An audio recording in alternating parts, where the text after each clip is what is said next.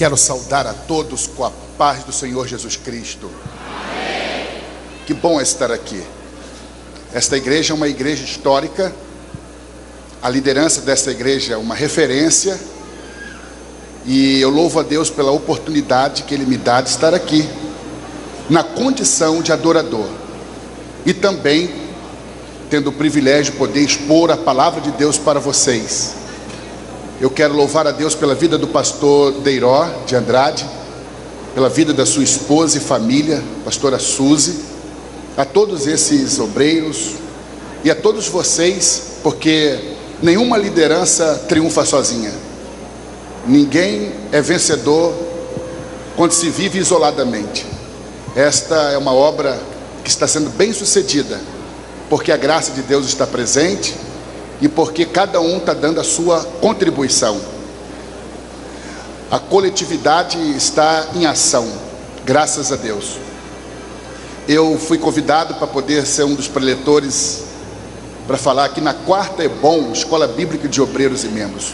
Grandes e experientes pastores, homens ungidos de Deus, passaram aqui, me antecederam, porque durante todo o dia a igreja está em festa. E agora nós vamos participar daqui a pouquinho do batismo, consagração de obreiros. São acontecimentos históricos também. Eu quero louvar a Deus na presença de todos vocês por estar aqui participando de um momento tão rico, abençoado e abençoador, que é o centenário das Assembleias de Deus. Fazer parte com vocês é uma alegria muito grande. Eu peço que vocês se sentem, por favor. Eu gostaria de identificar todas as pessoas que se inscreveram e que são portadoras desta linda e abençoada revista. Podem fazer assim? Todos vocês que as trouxeram, que bom. Coube-me falar hoje da página 93 a 105. É claro que eu vou usar do poder da concisão. Você pode abrir a revista aí na página 93. Focos do pentecostalismo. Olha, aqui na abertura da lição de hoje, na página 93, intitulada Focos do Pentecostalismo, nós encontramos duas referências bíblicas. Eu não sei se você reparou aí. São elas, uma neotestamentária do Novo Testamento e a primeira é do Antigo, Salmo 85, 6 e Hebreus 12, do 12 ao 28. Nós não vamos fazer a leitura desse texto para economia de tempo, mas eu gostaria que, da forma como ele está impresso aqui na revista, vocês lessem comigo. Está em negrito, em destaque. Vocês podem ler comigo? Vamos lá? Não tornarás a vivificar-nos, para que o seu povo se alegre em ti? O avivamento promove o avanço sadio da igreja nos decorrer dos séculos. Amém. Meus queridos, estamos vivendo num período da igreja muito abençoado. Acredito que nenhum de nós vai estar aqui quando a Igreja Assembleia de Deus estiver completando 200 anos. Mas é um privilégio estar participando do seu centenário. É uma prerrogativa muito grande. Eu gosto muito de pregar para seminaristas e para pastores. Eu me sinto mais à vontade, porque os seminaristas pensam que sabem, e os pastores já sabem que não sabem.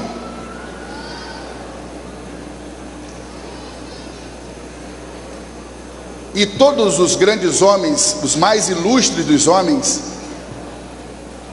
por mais intelectuais que fossem, por maior que fosse o seu cabedal cultural, eles sabiam que a humildade deveria acompanhar a sabedoria, e a sabedoria deveria estar sempre de mãos dadas à humildade. Daí a gente ouve palavras lindas, frases maravilhosas como a de Sócrates: uma coisa eu sei, eu nada sei. Sir Isaac Newton, ele foi físico e matemático inglês. Ele era ovacionado pela sua grande sabedoria, pela sua inteligência acima da média. E são deles as palavras: o que eu conheço é uma gota, o que eu ignoro é um oceano. Um grande outro homem, chamado Pompônio, filósofo romano, aos 78 anos de idade, muito aplaudido pelo seu cabedal cultural, ele dizia: ainda que eu estivesse ao pé da sepultura, eu não me envergonharia de aprender mais alguma coisa. Alguém disse com muita propriedade que o homem morre quando ele perde a capacidade de aprender. E eu percebo que este grande plenário tem uma enorme capacidade de aprender, e não só capacidade de aprender, mas fome e sede pelo aprendizado. Um homem pode saber mais do que muitos, mas não tanto quanto todos. Ninguém é tão sábio que não precise de mais sabedoria, e ninguém é tão leigo que não tenha algo para ensinar. Eu não sou expert em nada, não sou um grande expoente bíblico, mas Deus tem me acrescentado algo e eu pretendo transferir para vocês. Até porque a sabedoria está no feedback, na troca de informações.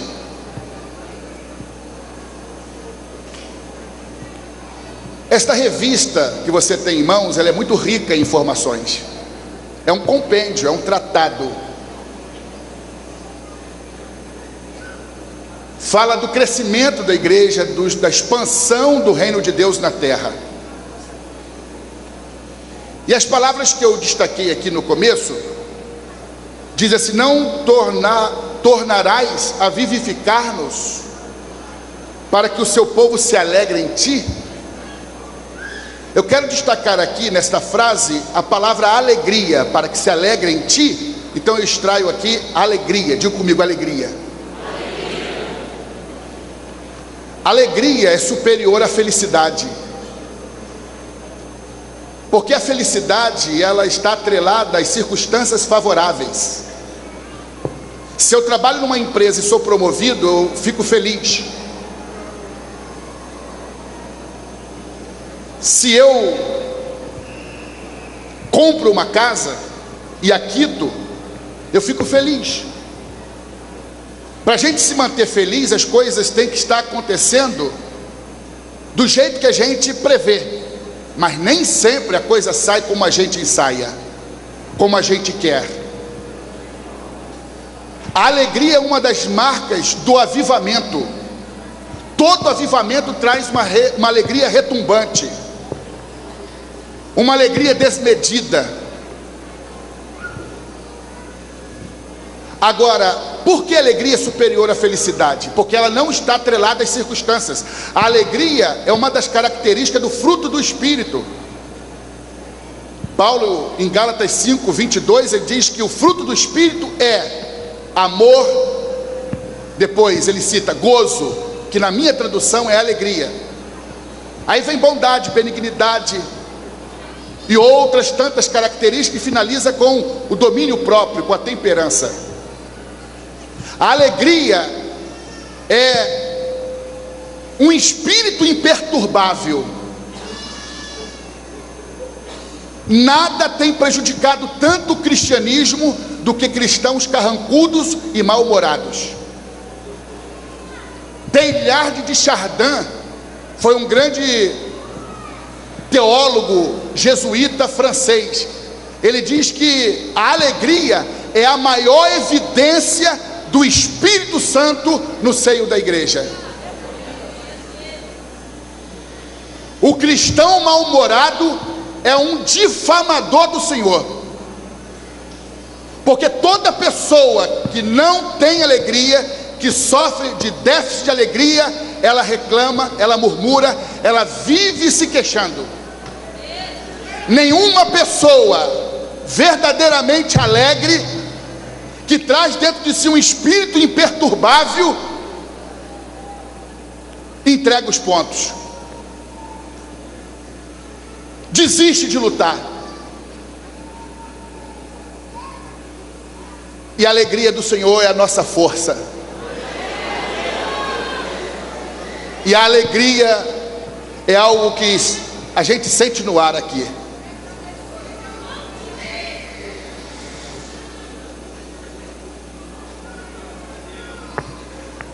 A Bíblia diz no Salmo 100, versículo 2: servir o Senhor com alegria. Como é que você está servindo o Senhor? Não basta fazer, você tem que fazer com alegria. Não basta pregar, você tem que pregar com alegria. Não basta cantar, não basta reger, não basta liderar, você tem que fazer tudo com alegria.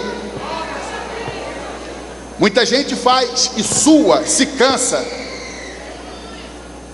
mas faz por senso de obrigação, e não porque traz no coração a alegria em servir a Deus. Deus está mais preocupado com os sentimentos que a gente traz dentro do peito. Deus está mais interessado com as nossas motivações do que com o fluxo e com a quantidade de obras que a gente realiza.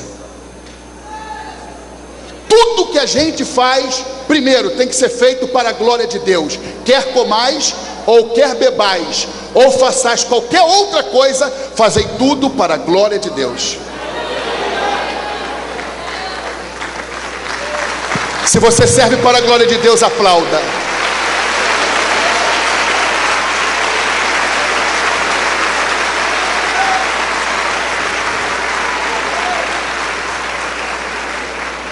Atos 20, 24, Paulo diz: de nada eu tenho a minha vida por preciosa, contanto que se cumpra com alegria a carreira que me está proposta. Para Paulo, não era suficiente terminar a carreira.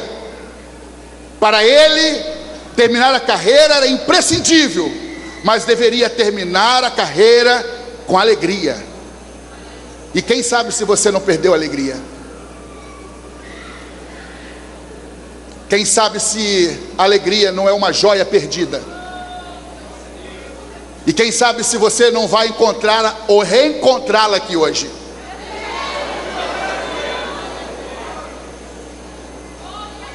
Um grande teólogo negro argeliano chamado Agostinho, ele diz que um cristão verdadeiro é um aleluia da cabeça aos pés.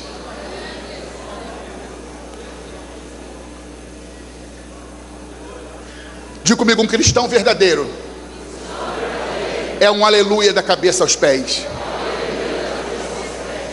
Muitos cristãos na Bíblia foram um aleluia da cabeça aos pés. Abacuque talvez seja um dos grandes exemplos. Ainda que a figueira não floresça, ainda que o produto da oliveira minta, ainda que nos currais já não hajam vacas, ainda que as ovelhas das malhadas sejam arrebatadas e que a figueira não dê mais seus frutos, eu, todavia, me alegrarei no Deus da minha salvação, me exultarei no Deus da minha salvação.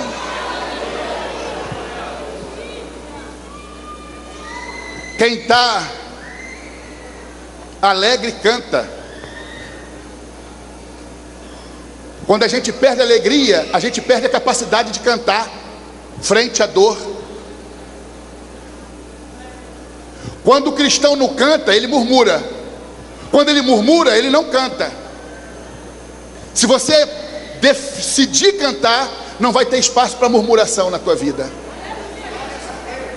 Está sofrendo, louve. Lembra do hino da Cassiane? Está passando por tribulação, louve. Está passando por privações, louve. Está passando por escassez, louve. Está desempregado, louve. Está doente, louve, louve, louve, louve, louve, adore, adore, adore, adore.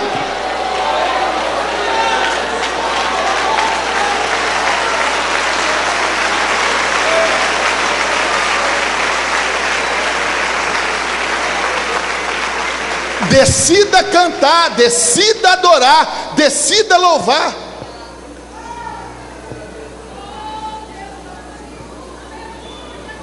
E não desperdice o seu tempo murmurando, se queixando. Digo comigo, a murmuração é música para o diabo.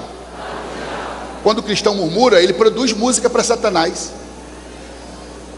Quando o cristão murmura, ele produz canção para Satanás dançar. E o diabo não gosta de dançar sozinho. Ele chama o cristão murmurador para dançar com ele.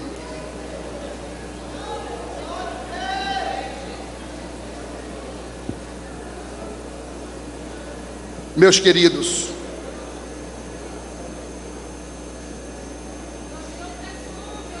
não tornarás a vivificar-nos, não tornarás a vivificar-nos, para que o teu povo se alegre?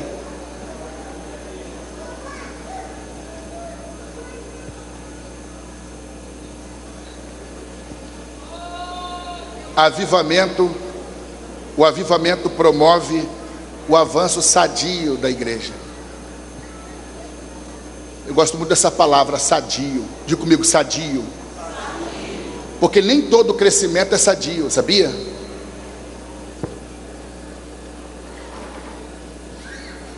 Diga comigo, há igrejas que engordam. Façam assim. Há igrejas que incham. Há outras que crescem. Todas aumentam de tamanho, mas só que cresce é sadia.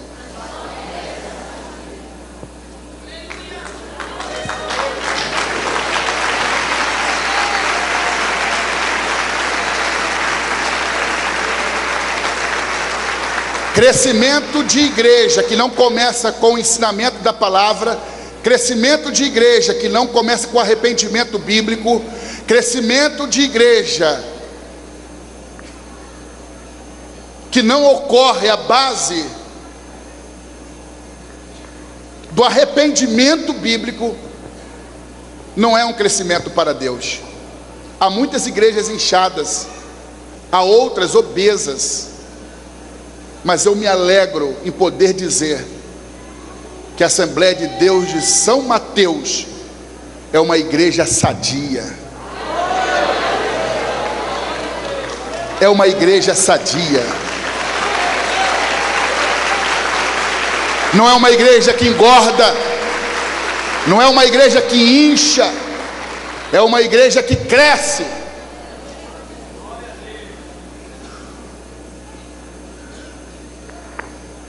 Mário Quintana,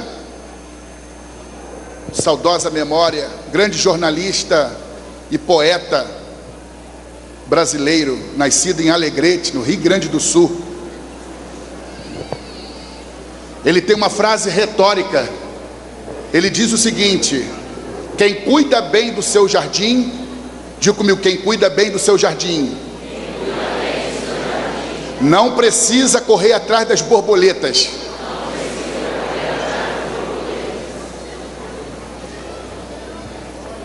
A igreja primitiva, ela era uma igreja de oração, era uma igreja do Espírito, uma igreja da palavra, era uma igreja da comunhão, e em cada alma havia temor, e muitos sinais e maravilhas se faziam pelos apóstolos, porque o temor atrai o sobrenatural. O temor a Deus atrai o crescimento da igreja. E o temor a Deus é o princípio da sabedoria. A Bíblia diz, em Atos capítulo 2, versículos 42 em diante, que todo dia acrescentava o Senhor almas à igreja. A igreja primitiva era como um jardim bem florido, bem regado, bem cuidado. Os apóstolos regavam um jardim chamado igreja primitiva, ou igreja do primeiro século, com a palavra, com a oração. Os apóstolos davam um bom testemunho, eram homens tementes a Deus, e logo serviam de referência para a igreja, que se inspirava na vida dos seus apóstolos. E a igreja crescia vertiginosamente, porque eles cuidavam bem do jardim chamado a igreja. Eu sou jornalista, e como jornalista, eu sou um grande apoiador da mídia. E a igreja que tem condição de ter programa de rádio e televisão, que ela invista nesses meios de comunicação para divulgar a palavra de Deus. Mas não adianta fazer investimento na mídia se na igreja local não existir afeto, não existir comunhão, não existir amor, não existir pregação bíblica.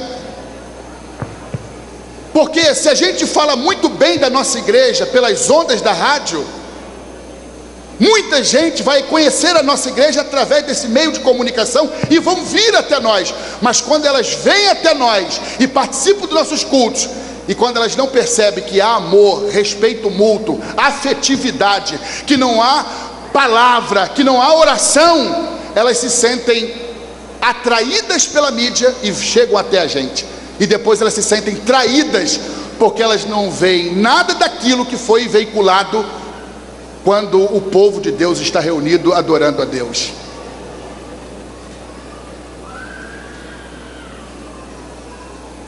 A mídia é um instrumento, mas ela não funciona quando a igreja não observa aquilo que a igreja primitiva observou. Existe muita igreja efetiva, mas pouco afetiva. O que é uma igreja efetiva? É uma igreja que arregaça as mangas e que trabalha, que evangeliza. O que é uma igreja afetiva? É uma igreja onde há calor humano, onde as pessoas se sentem amadas, respeitadas e valorizadas, onde as pessoas percebem a simpatia reinante lá na porta, da maneira como ela foi recebida pelos introdutores e pelas recepcionistas. Uma igreja que cuida bem do seu jardim é uma igreja que sabe sorrir, é uma igreja simpática, uma igreja empática, uma igreja voltada para a necessidade do outro, que sente a dor do outro. A igreja bíblica é uma igreja feliz, é uma igreja que tem simpatia, é uma igreja que tem afetividade, mais do que efetividade.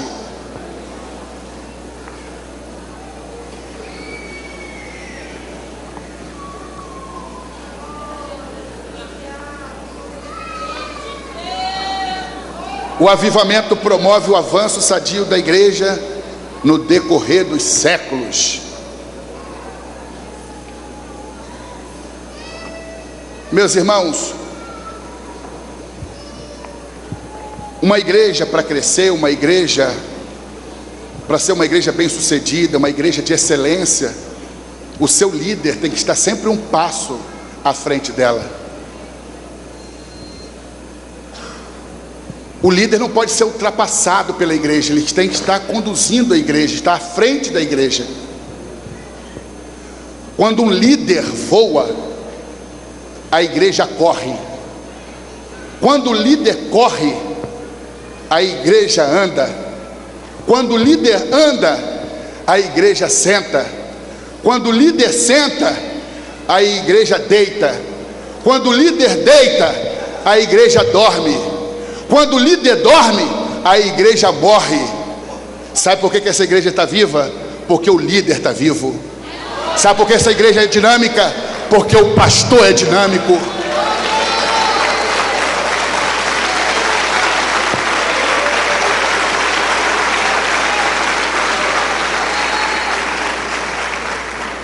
Uma igreja não se quebranta quando o pastor pede para a igreja se quebrantar. Diga comigo, uma igreja não se quebranta quando o pastor pede para a igreja se quebrantar. Uma igreja se quebranta quando o pastor se quebranta.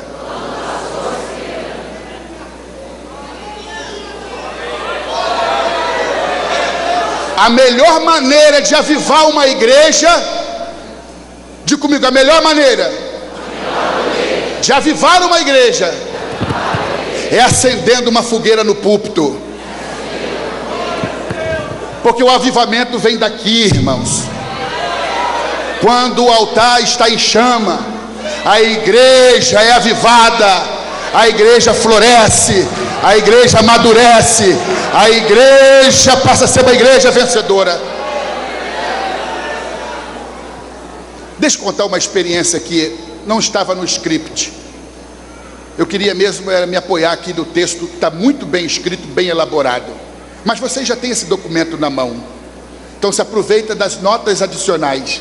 Aquilo que a gente está falando que não está necessariamente aqui.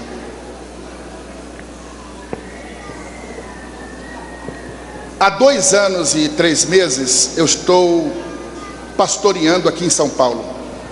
Sou carioca de nascimento. Nasci e me criei na capital do Rio de Janeiro. Presidi um campo numa cidade do interior bem próxima à capital, chamada Itaguaí, por 5 anos. Era dirigente de uma congregação por 17 anos, num bairro chamado Campo Grande, na capital do Rio de Janeiro. A convenção me deu posse lá em Itaguaí, no dia 9 de setembro de 2004. Era uma igreja onde a maioria dos pastores não queria ser nomeado e empossado nela, porque era uma igreja cheia de traumas. Era uma igreja marcada por crises, rebeliões, celeumas e escândalos.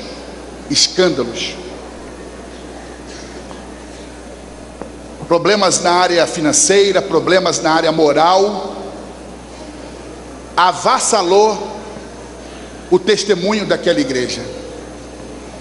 E aquela igreja era conhecida como a igreja da vergonha, pelo poder público, pela vizinhança, e muitos dos seus membros tinham vergonha de carregar aquela identidade denominacional, porque trazia a foto da igreja e trazia o endereço da igreja e o nome do antigo pastor.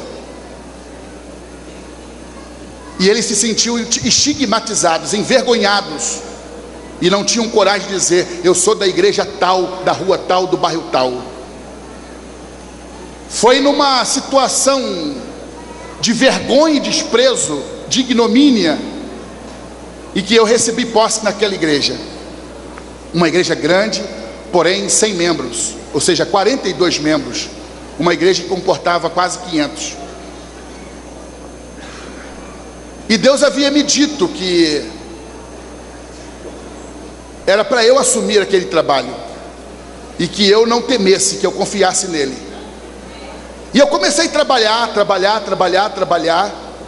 1 ano e meio depois, eu fui fazer um balanço do tempo que eu estava ali, e eu me decepcionei bastante, porque eu fiz assim uma retrospectiva, olhei para trás, ou seja, para o início do meu pastoreio ali, e vi que depois de 1 ano e meio, quase nada havia melhorado, quase nada havia avançado.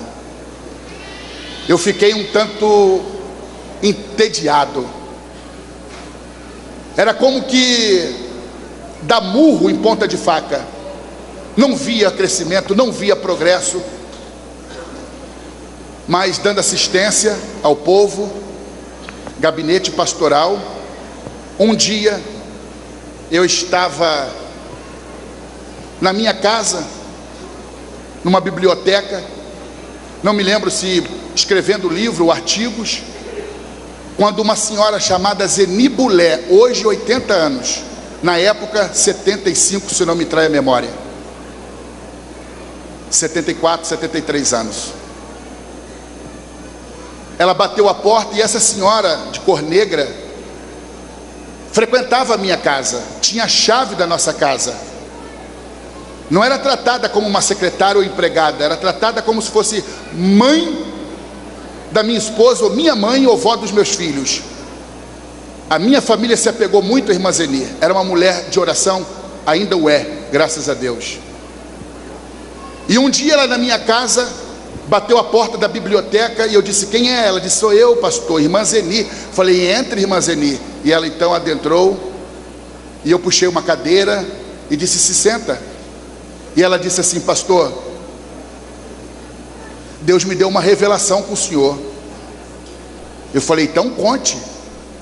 Eu sonhei que o senhor estava num palácio, numa casa faraônica, muito bonita, uma casa chique.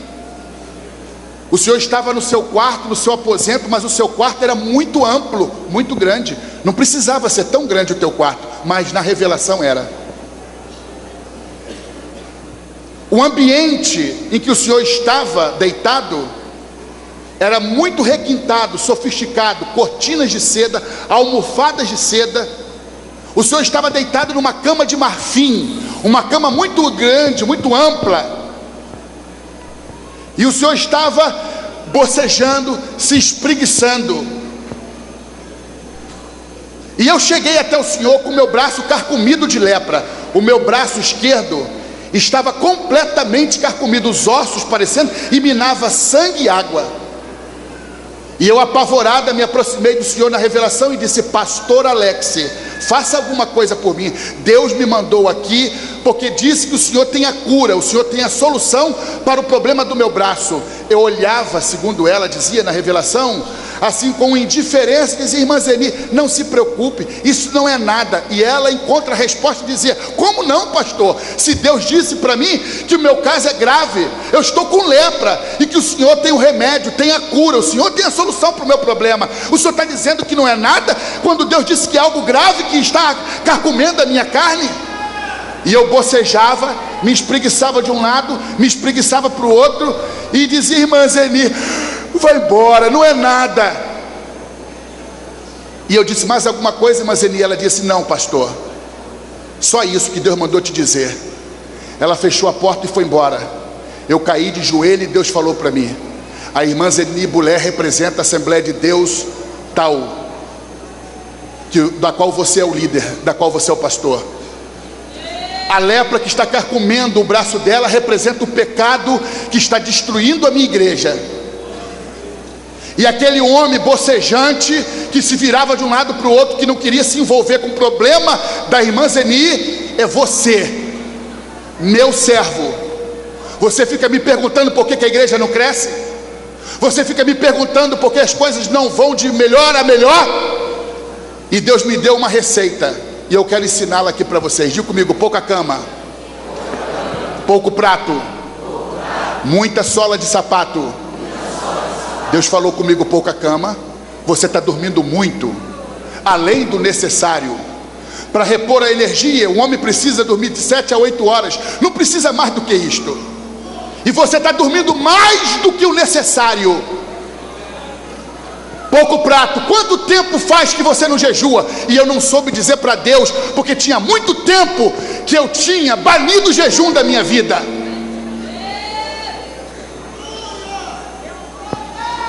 E eu acredito que muitos crentes rasgaram todas as páginas que tem registrado jejum. Alguns dizem assim: Jesus já fez o maior sacrifício por nós, a gente não precisa se sacrificar. Seria uma forçação de interpretação, uma coisa não tem nada a ver com a outra. E Jesus disse assim: volte a jejuar.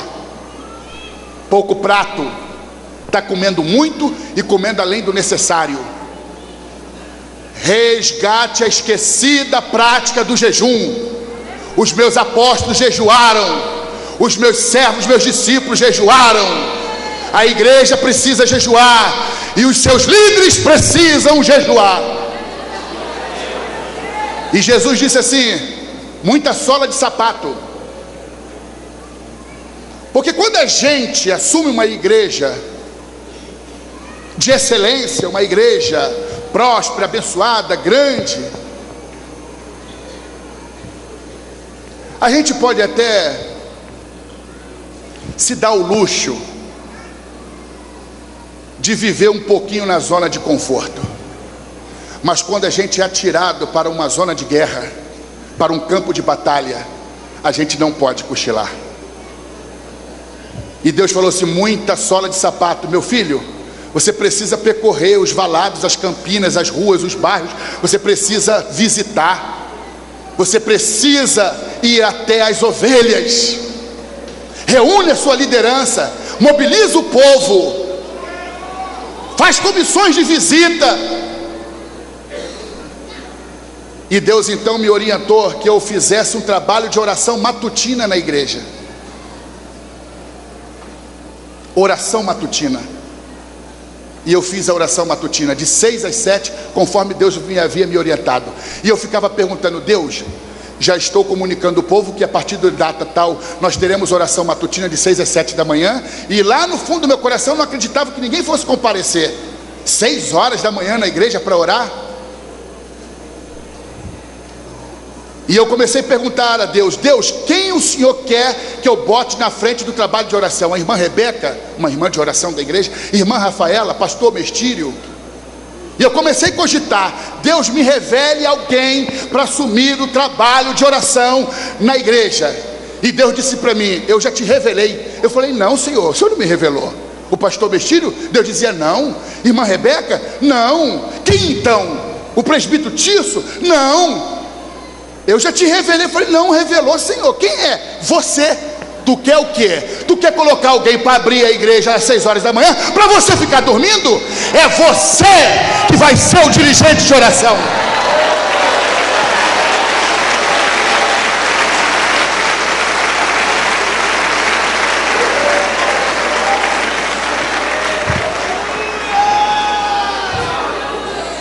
E Deus me concitava a abrir mão da minha zona de conforto. O pessimista chora, o otimista sonha, mas o realista arregaça as mangas e trabalha.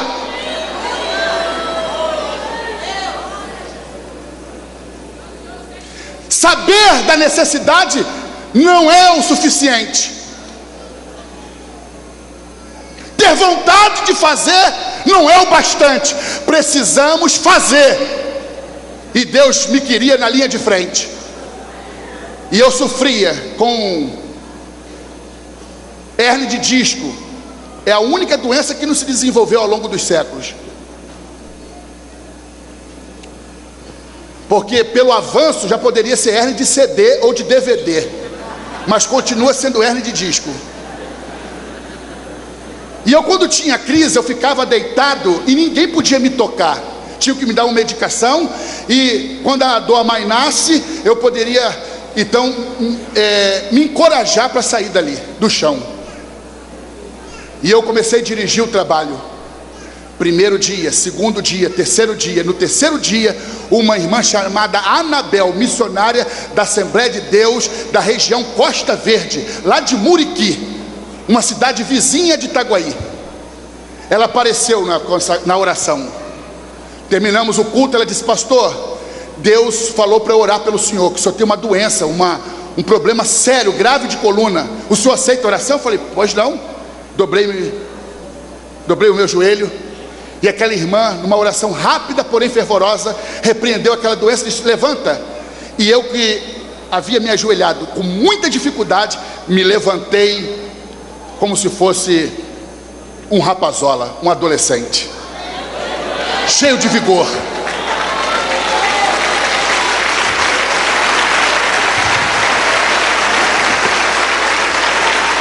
Tudo muda quando você muda. Toque o mundo pela oração. E eu falei: Deus está confirmando, eu estou curado. No culto à noite, eu olhei para a tribuna e escolhi o obreiro mais forte, mais pesado, presbítero Manuel Lino. Falei: Manuel Lino, fica de pé. Fui lá e abracei, juntei o presbítero Manuel Lino, desci uma escada, subi a escada com o Manuel Lino. Eu não podia carregar 10 quilos de açúcar, um balde de água. Agora eu estava carregando um homem de 82 quilos e andando pela igreja.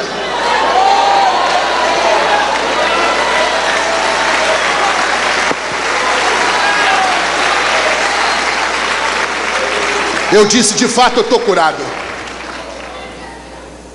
Meus queridos irmãos, e continuamos orando, 1 ano, 2 anos, 3 anos. E para minha alegria, quando viemos para São Paulo, e que eu recebi posse dia 5 de abril de 2009, não havia mais lugar.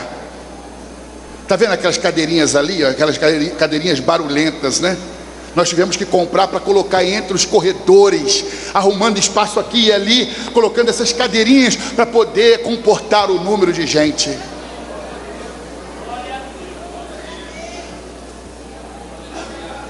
Muita coisa boa não sai dos planos, porque nunca entraram nos joelhos da oração. Há crente que só olha para o céu para ver se deve levar ou não guarda-chuva. O segredo da oração é orar em segredo. Igreja vitoriosa tem joelhos dobrados, olhos marejados e coração quebrantado. Pastor vitorioso tem coração quebrantado, joelhos dobrados e olhos marejados. Um líder de joelho enxerga mais longe do que um filósofo nas pontas dos pés. Meu irmão, ore, busca Deus em oração, porque a oração vai trazer o sobrenatural até você. Diga comigo, estar pouco com Deus é fazer pouco de Deus.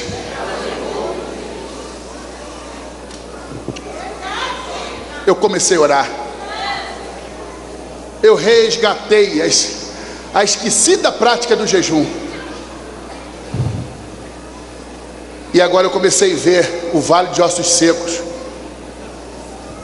o cemitério se transformando num jardim regado.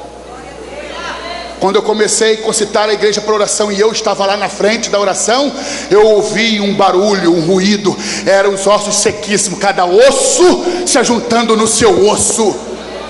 E Deus estendendo carne, nervo, músculo, pele, e colocou a igreja de pé. E depois soprou o Espírito e a transformou num exército vencedor, num exército poderoso.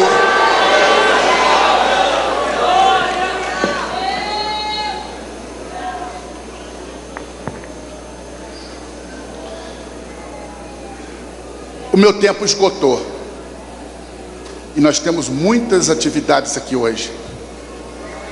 Me perdoe vocês por não ter me apoiado aqui no texto. Mas eu acredito que vocês agora têm a informação por escrito e têm as informações adicionais que nós trouxemos aqui. E eu quero finalizar dizendo o seguinte: aquilo que a gente faz 5 minutos na força do Espírito vale mais do que aquilo que a gente realiza durante 20 anos na força da carne.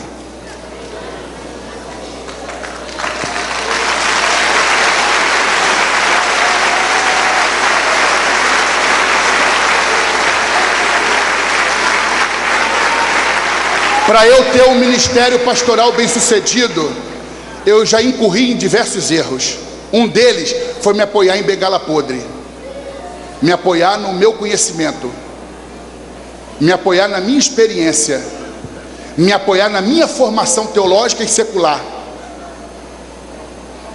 me apoiar, mas eu descobri que Deus não caminha com aquele que marcha na sua própria força, porque toda a nossa eficiência sem a suficiência de Deus é pura deficiência. No púlpito ou em qualquer outro lugar, instrução não é substituta da unção.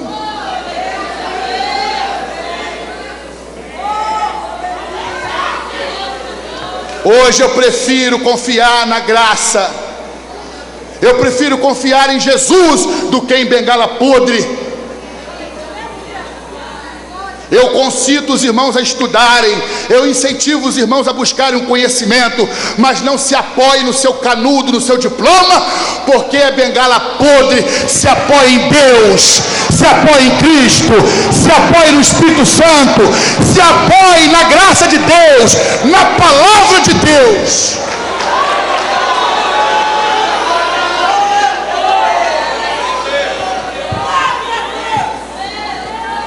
Que Deus abençoe a todos. Pastor Deiró, muito obrigado.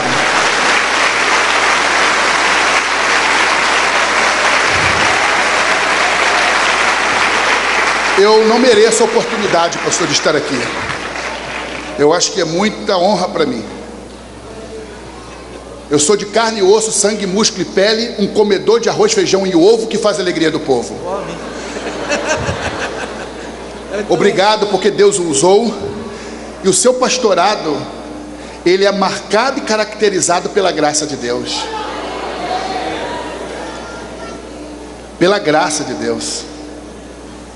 Pastor, o teu início foi muito pequeno, mas o teu crescimento será um crescimento em extremo.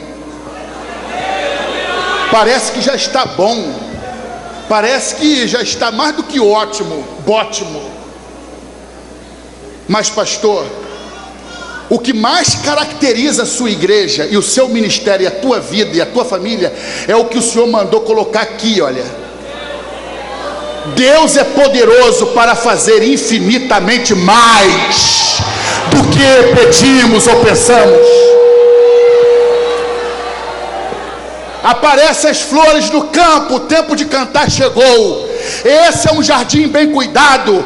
O Senhor, como os grandes apóstolos, está sabendo bem cuidar desse jardim, regar esse jardim. Deus tem muitas outras bênçãos, infinitas bênçãos, mais do que o Senhor imagina, mais do que o Senhor pensa. Deus vai lhe colocar muito mais além do que você pensa, do que você imagina. Que Deus te abençoe.